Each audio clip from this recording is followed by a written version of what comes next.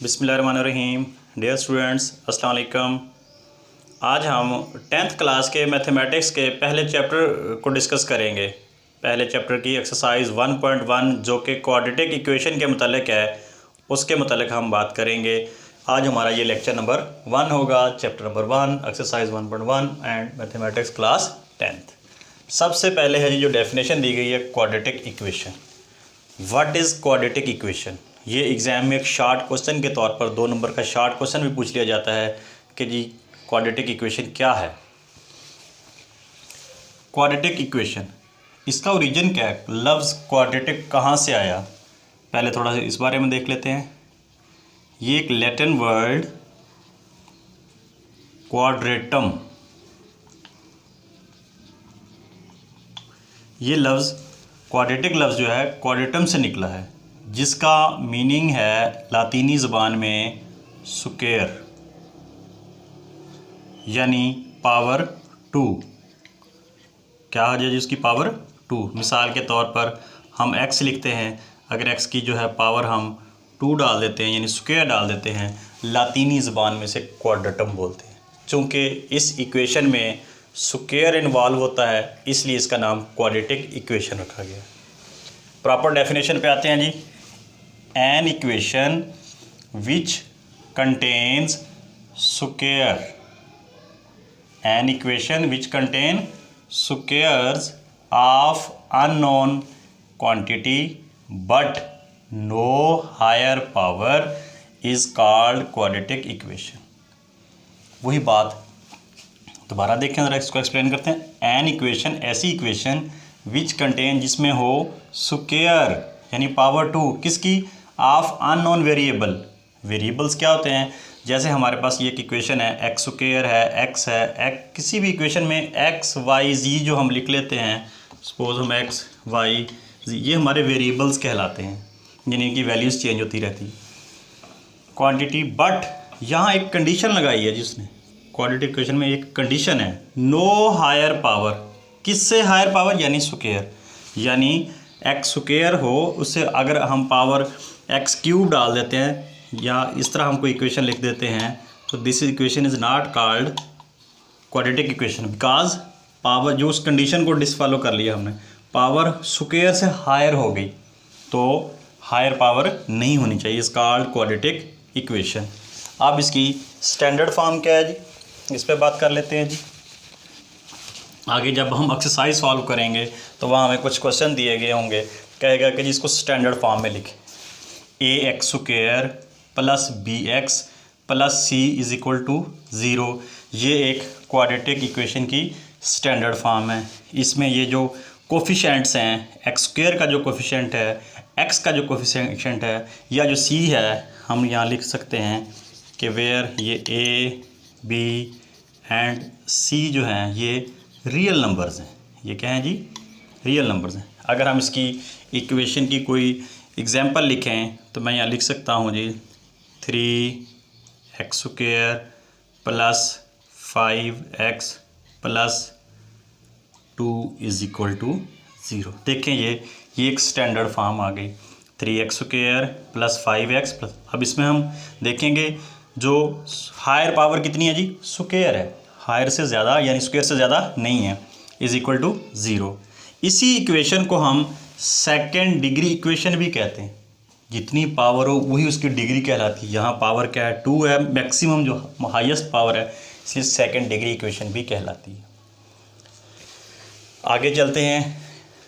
Quadratic equation, pure quadratic equation और linear equations, इन तीनों में क्या डिफरेंस है? स्लाइटली हल्का सा डिफरेंस है। अगर इसी जो हमें ये जो दी गई है स्टैंडर्ड फॉर्म दी गई है क्वाड्रेटिक इक्वेशन की, इसी में अगर हम b की जगह पर 0 पुट कर दें, अगर हम b की जगह क्या पुट कर दें जी? 0 कर दें, तो वो क्वाड्रेटिक इक्वेशन जो बनती, जो क्वाड्रेटिक इक्वेशन रिड्यूस होकर जो फॉर्म बनती है, वो प्योर क्वाड्रेटिक इक्वेशन कहलाएगी। किस तरह?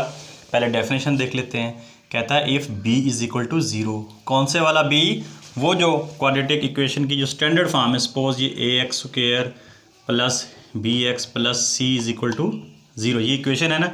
इसमें ये वाला जो b है इसकी बात कर रहा है। कहता है अगर ये b क्या हो जाए? 0 हो जाए in quadratic equation A X square plus B X plus C is equal to 0 में, then it is called pure quadratic equation. जैसे ये क्वाड्रेटिक इक्वेशन दी गई थी, यहाँ बी की वैल्यू अगर 0 पुट करें तो बाकी हमारे पास ये चीज़ बचती है, ये बी होने की वजह से ये सारी टर्म 0 हो जाती है। तो ये फॉर्म जो है इसको हम कहते हैं प्योर क्वाड्रेटिक इक्वेशन। मैं अगर इसी जो हमने पहले हमें एग्जांपल दी गई थी उसी को प्योर क्वाड्रेटिक बनाना चाहूँ तो ये वाला जो फैक्टर है उसका ये 0 हो जाएगा। मिसाल के तौर पर हम लिख सकते हैं जी 3x², ये टर्म तो वैसे 0 हो जाएगी, प्लस 2 इज़ इक्वल टू 0। ये एग्जांपल है प्योर क्वाड्रेटिक इक्वेशन की। अब आ जाएं जी लीनियर इक्वेशन। वही जो क्वाड्रेटिक इक्वेशन हमें दी गई है उसमें अगर हम कोफिशिएंट a की वैल्यू 0 पुट कर दें तो जो रिमेनिंग इक्वेशन होगी that is called linear equations. ऐसी इक्वेशन हमने पिछली क्लासों में भी पढ़ी है। डेफिनेशन देखते हैं जी proper. If a is equal to 0 in quadratic equation ax² plus bx plus c is equal to 0 then it is called linear equation. For example वही जो स्टैंडर्ड फॉर्म है ax² plus bx plus c is equal to 0 है। अगर यहाँ एक ही जगह हम put कर दें जी क्या 0, तो जो रिमेनिंग फॉर्म होगी bx plus c is equal to 0 होगी। मैं अगर इसी जो पहले जो शुरू में हमें जो इक्वेशन हमने एक एग्जांपल ली थी उसी को अगर मैं रिड्यूस करना चाहूँ लीनियर इक्वेशन में तो हम इसको लिख सकते हैं 5x plus 2 is equal to 0। वो जो स्क्वायर वाला पोर्शन था जो क्योंकि a उसका कोएफिशिएंट 0 हुआ, उस 0 की वजह से पूरी टर्म 0 हो गई तो रिमेनिंग ये होगी, ये वाली कहलाएगी हमारी लीनियर इक्वेशन। अब एक्सरसाइज 1.1 का क्वेश्चन नंबर 1 कहता है right following quadratic equations in the standard form and point out quadratic equation, pure quadratic equation. कहता जी ये जो आपको कुछ इक्वेशंस दी गई हैं इनको एक तो स्टैंडर्ड फॉर्म में लिखें, नंबर 1 स्टैंडर्ड फॉर्म में लिखें, दूसरे नंबर पे पॉइंट आउट करेंगे इनमें से प्योर क्वाड्रेटिक इक्वेशन कौन सी है। आइए जी पहले सॉल्व करते हैं। क्वेश्चन नंबर 1 का first part x plus 7 into x minus 3 is equal to -7। बड़ा सिंपल क्वेश्चन है, जैसे छोटी क्लासों में मल्टीप्लाई करते थे। मिसाल के तौर पर इस x को इस x के साथ मल्टीप्लाई करेंगे तो क्या आ गया जी x² आ गया। फिर इसी x को दोबारा 3 के साथ मल्टीप्लाई करेंगे तो वो आ जाएगा जी, ये माइनस है चूँकि साथ तो -3x। अब इस 7 को इस x के साथ मल्टीप्लाई करेंगे तो ये आ जाएगा जी +7x। अगेन इसी 7 को मल्टीप्लाई करेंगे 3 के साथ, 7 3 के साथ मल्टीप्लाई हो तो 21 आ जाता है, ये प्लस माइनस साथ माइनस आ जाएगा इज़ इक्वल टू -7। अब ये x² वैसे का वैसे, ये जो सिमिलर वैल्यूज़ हैं जो सिमिलर टर्म्स हैं इनको सॉल्व कर लें। प्लस का 7x माइनस का 3x, 7 में से 3 चले गए बाकी बचेंगे 4, तो हम यहाँ लिख देंगे जी 4x। यहाँ डिसाइड करना है सिंबल कौन सा आएगा, साइन कौन सा आएगा जी। बड़ी वैल्यू क्या है जी 7 है, 7 के साथ प्लस था तो यहाँ भी प्लस आएगा, माइनस ये 21 वैसे का वैसे। इक्वल के इस साइड पर 7 जो है माइनस का है, अगर हम इसको इक्वल के इधर शिफ्ट करते हैं तो इसका साइन चेंज हो जाएगा यानी +7 इज़ इक्वल टू 0। अब x² प्लस 4x माइनस का 21 प्लस का 7 प्लस माइनस माइनस होंगे, 21 में से 7 माइनस हुए तो 14 बच गए। बड़ी वैल्यू 21 है, 21 के साथ माइनस है तो यहाँ भी माइनस आएगा। तो ये अब देखें ये हमारे पास एक स्टैंडर्ड फॉर्म बन गई। स्टैंडर्ड फॉर्म क्या थी हमारे पास, जो ax² plus bx plus c is equal to 0 इस फॉर्म की थी कि यानी एक स्क्वायर वाली वैल्यू फिर ये x वाली और ये कांस्टेंट, तीनों कंडीशन। तो इसका मतलब है ये इसकी क्या हो गई स्टैंडर्ड फॉर्म। दूसरा उसने कहा था पॉइंट आउट करें ये प्योर क्वाड्रेटिक इक्वेशन है कि नहीं। नहीं भाई, प्योर क्वाड्रेटिक इक्वेशन तो उसमें तो b 0 होता है, ये वाला टर्म होनी नहीं थी, लिहाजा ये क्वाड्रेटिक इक्वेशन है और ये इसकी स्टैंडर्ड फॉर्म है। हम लिख सकते हैं hence standard form of quadratic equation is, वो वाला जो आपका आंसर है वो यहाँ लिख दें। वैसे तो यहाँ तक भी अगर लिख दें तो यही आंसर है आपका। इसी तरह ये हमें सेकंड पार्ट दिया गया एक्सरसाइज 1.1 का क्वेश्चन नंबर 1 का सेकंड पार्ट। इसको भी उसने काम वही करना है कि जी आप एक तो इसकी स्टैंडर्ड फॉर्म बनाएं क्वाड्रेटिक इक्वेशन की, दूसरे नंबर पर इसमें से पॉइंट आउट करें क्या ये प्योर क्वाड्रेटिक है या नहीं। तो यहाँ तो फ्रैक्शन की फॉर्म में दिए गए, तो फर्स्ट ऑफ ऑल हम इसको जो है सॉल्व करेंगे। ये 7 और ये 3 इनका एलसीएम ले लें, इनको अगर आप मल्टीप्लाई करें तो ये आता है 21। इस 21 से पूरी इक्वेशन को मल्टीप्लाई कर दें, जिसकी वजह से ये नीचे वाले जो बटे हैं, ये जो डिनोमिनेटर्स हैं वो ख़त्म हो जाएंगे। इन डिनोमिनेटर्स को ख़त्म करने के दो तरीके हैं, या तो आप वही पुराने तरीके से लंबी लाइन लगा कर नीचे 21 लिख के एलसीएम लें इसका, वो थोड़ा सा लेंथी हो जाता है। दूसरा शॉर्टकट इजी मेथड ये है कि जो डिनोमिनेटर्स वाली वैल्यूज़ हैं आप उनको अलहदा रफ में ले जाएं, यहाँ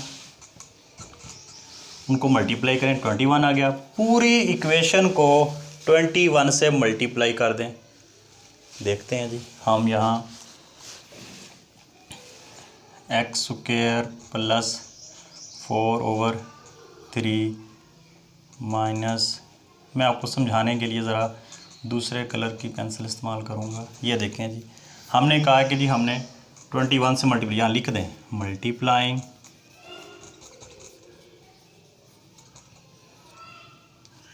बाय 21, या लिख सकते हैं ईच टर्म बाय 21, या होल इक्वेशन, या बस मल्टीप्लाइंग बाय 21। अब यहाँ देखें जी, ये 21 यहाँ भी आ गया, ये 21 यहाँ भी आ गया, और ये 21, मतलब हमने पूरी इक्वेशन की हर टर्म को अलहदा अलहदा 21 यानी 21 के साथ मल्टीप्लाई कर दें।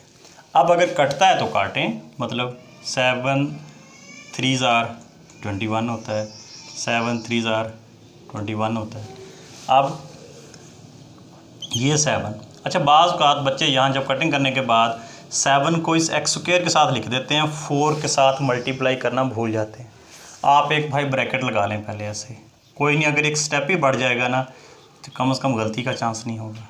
माइनस यहाँ 3 बचा, ये 3x के साथ 3x इज़ इक्वल टू 21 को 1 से मल्टीप्लाई किया तो 21 आ गया। आप इस 7 को अंदर मल्टीप्लाई करें, ये आ गया जी 7x², 7 को 4 से मल्टीप्लाई किया तो 28 minus 3x is equal to 21।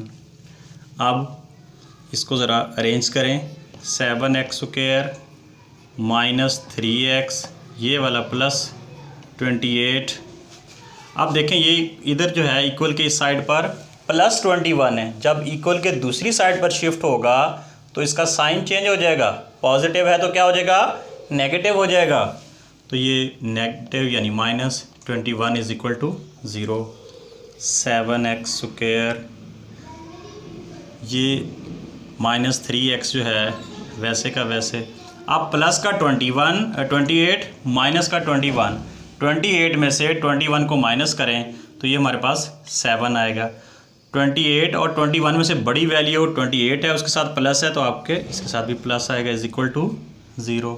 ज़रा देखें ये स्टैंडर्ड फॉर्म बन गई क्वाड्रेटिक इक्वेशन की, और हम कह सकते हैं इट इज़ स्टैंडर्ड फॉर्म। अच्छा, दूसरा सवाल था कि पॉइंट आउट करो कि क्या ये प्योर क्वाड्रेटिक इक्वेशन है। नहीं, क्यों? प्योर क्वाड्रेटिक इक्वेशन में जो है b की वैल्यू 0 आनी चाहिए थी, यहाँ तो b की वैल्यू एग्जिस्ट करती है, तो लिहाजा ये प्योर क्वाड्रेटिक इक्वेशन नहीं है, ये इसकी स्टैंडर्ड फॉर्म दे दी गई है।